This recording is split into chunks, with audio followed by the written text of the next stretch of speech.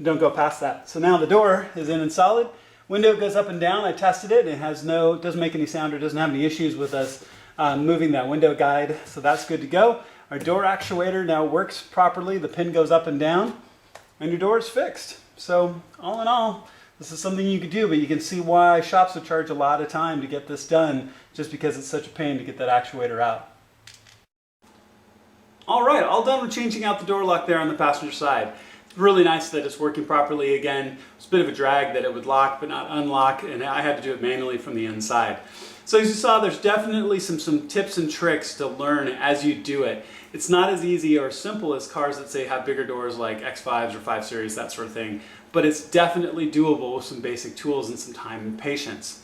So if you have any questions, please let me know. I'll be happy to address them any way that I can. If you like what you've seen, please click subscribe. It makes a big difference for me and my channel, and I really appreciate your support. I look forward to seeing you on my next video.